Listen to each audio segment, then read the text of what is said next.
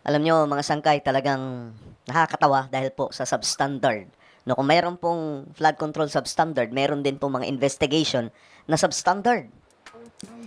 Aba, mga sangkay, mayroon pong isang kongresista na nag-ala rockstar dito, no? Pero syempre, hindi pa rin po siya exempted dito sa investigasyon ng patungkol po sa korupsyon ng flood control. Pero isa po siya sa mga congressman na bumabanat na teka lang, bakit tayo ang nag-iimbestiga?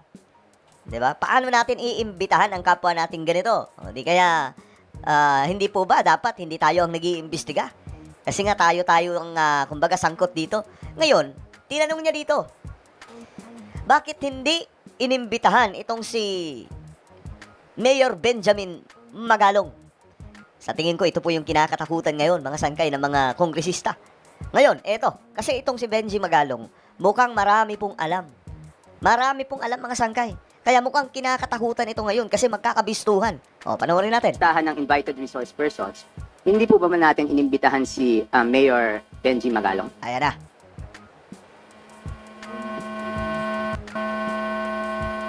Not for this hearing, Your Honor. Pero iimbitahan po ba siya sa susunod na pagdinig? Ayan na. At the future hearing. Hindi, sa next hearing? Kita nyo, mga sangkay? Biglang napaisip eh. Kasi nga po, alam po nila, na pag dinala nila yan dyan, mukhang marami pong matuturo. At baka may ituro pang mga panel dyan, mga sangkay. Mayayari po ito, mga kongresista. Kasi nga po, uulitin ko lang, hindi dapat sila nagsasagawa ng investigasyon kahit ang Senado. Kasi nga po, pare-pareha silang kailangan maimbestigahan dito. Oh. We have to discuss it. Because nandito po kanina si Bante, siya po yung nagsabi na wag naman akusahan yung House at pangalanan kung sino yung tinutukoy.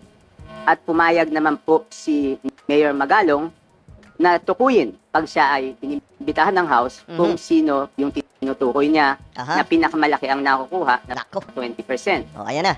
So ang tanong ko po, bakit pa po hindi imbitahan kaagad ng committee para malaman na po natin kung sino yung tinutukoy niya, Mr. Chair? Ayan na. I think we have a commitment that we will invite him. But the commitment is not on the next hearing. Kasi marami po tayong pag-usapan. In fact, Utot nyo. Pinagloloko nyo yung taong bayan. Maraming pag-uusapan. Iyon na ngayon magtuturo sa kanila dyan eh. Halata itong mga to, guys, itong mga ito, may kalalagyan to kay PBBM malapit na. Abangan po ninyo. Talagang ano to, durugan mga sangkay ng mga pagmumukha. Ang kakapal eh. gusto natin isa-isahin. Yung mga Sims construction, hindi yung nagpakita. St. Timothy, hindi yung nagpakita. Ito yung alam ng mga tao na gusto malaman yung katotohanan. Oh, alam. Oo, pero imbitahan nyo rin si Magalong. Bakit ba takot na takot kayo? So, ibig sabihin, we are united with Mayor Magalong on his commitment for against You are united sa inyong kaba. At saka united kayo sa takipan, ganun. Iimbestigahan nyo yung iba. Pero yung mga magtuturo, kasi si Magalong, mukhang marami po talagang alam eh. Kaya kinakatakutan nila eh. corruption. For him to name the 67 lawmakers, no question. But he will be required in this committee to do it on their own. State 67 lawmakers who are contractors first. Second, lawmakers who are allegedly receiving 30 to 40% kickback. Nako, si Saldi ko nga lang, di nila maimbitahan. Nagtalo-talo pa sila kahapon eh. That will come in due time. That is the commitment of this committee. Kasi sa sinasabi niya, ang pinakamalaking nakukuha ay yung Committee on Appropriation. So hindi pa ba mas mabuting i-address na po natin? Kasi Correct, tama yun. Kasi para magkabukuhan talaga dyan. nandyan po, si Congressman Abante, nadinig ko po yung interview nyo, sabi nyo po, dapat pangalanan po ni Mayor Magalong. So ayaw nyo bang mag-present ng motion na imbitahan na siya kaagad para pangalanan na rin po niya? At sinabi naman po niya na willing naman po siyang imbitahan. Oh, kita nyo? Ako nga mga sangkay, binara ko yan si Magalong eh, nakaraan. Sabi ko, gayahin mo si Vico Soto. May pinapangalanan. Ikaw anong kaya mong gawin? So ito na mga sangkay. O diba? Ito na yun. Dito kasi, natatakot sila eh. Natatakot sila na may mabunyag. Congressman Avante, you're being asked. Should I make the motion now? Si better, Mr. Chair, to show na talagang seryoso tayong imbitahan siya. Palagay ko, I just have one. Mr. Chair, Before speaking, I have one question lang po to Congressman Chanco. Is this part of your interpellation or what is this? Okay. All right. It's part of my 5 minutes, Mr. Okay. Chair. All right. And after this, I will have no further questions because this will be my basis of seeing if talagang may pupuntahan tong committee na to o wala. Correct. Kung ayaw natin imbitahan si Mayor Magalong sa agarang panahon, may magkakaproblema tayo sa credibility niyan. Correct. But I think we have to state for the record as well that in many public forums, Mayor Magalong has labeled the committee as merely a Moro-Moro committee. So I think the public should look at that as well. Yes, Mr. Chair, pero sinabi niya, kahit tinawag niyang moro-moro, sinabi naman niya na willing siya magtumarap, di ba? Di tingnan natin kung haharap siya pag inimbitahan natin. I think Mr. Chair, point of order. yes, please. I think we should be sensitive regarding the word moro-moro. May we delete the words because I think it was Kong Zia. Masyado naman silang nasasaktan masyado sa muro-muro. Totoo naman eh.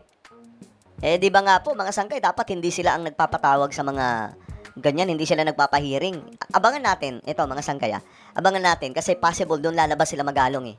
Sa mga susunod na mga, hindi ko alam kung kailan lalabas yung binubuo ni PBBM na independent body. Kasi yun, mga sangkay, yung mag-iimbestiga talaga, mga forensic investigators, mga lawyers, meron pong mga prosecutors, justices. So talagang mga maalam sa pag-iimbestiga. Hindi po katulad nito na mga politiko. We all know naman mga sangkay. Sabit po sila. May mga malilinis dyan, but doesn't mean na hindi sila sabit. Kasi kabilang po sila sa mga kongresista at mga senador. No? So lahat sila maiimbestigahan. Lahat sila kailangan ma-lifestyle check. No?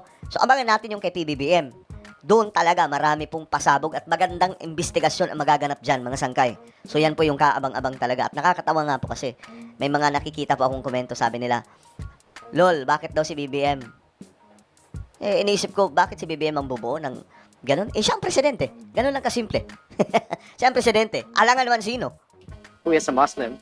It was, I think, an affront to the Muslim community. Yes, I understand it, but that was the exact statement of Mayor Magalong, labeling the committee as Moro-Moro.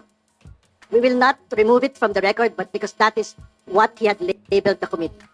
Mr. Chair, just coming it from the members of the committee and saying that it is moro-moro, I think it's quite personal on the part of the members of the committee. But anyway, I will abide by the decision of this committee. Thank you, Mr. Chair. Thank you, Congressman Santos. Again, would you want to respond to Mr. Chair, Congressman Chanco, please? there's no problem in making a motion, but as you made a promise to me, Mr. Chair, that one day Mayor Magalong will be invited, why don't we just finish the hearing right now? We still have a lot of contractors that Wala. are Takot talaga sila mga sangkay, no? Takot silang maimbitahan si Magalong. waiting to be investigated, to be interpolated. So why don't we wait? Why don't we finish this first before anything else? Bakit natin Wala. Alam nyo, tigilan nyo na yan. Masyado kayong halata. Lahat kayo dyan. Takipan eh. Ang ginagawa po nila dyan, takipan at saka paghuhugas kamay. Ganyan po ang nangyayari. Yan ang opinion ko, guys. Yan ang tingin kong ginagawa nila at sa tingin ko, yan din po yung sinasabi ng maraming mga kababayan po natin. Anak ng toko Abangan po natin yung independent body na binubuo ni PBBM. Well, ano po ang inyong opinion sa mga to? Comment down below. Meron po tayong YouTube channel, Sangkay Revelation. Hanapin nyo po ito ngayon sa YouTube. Kapag nakita nyo na, i-click nyo po yung subscribe, i-click ang bell, at i-click nyo po yung all. Ako na po ay magpapaalam, mag-iingat pong lahat. God bless everyone.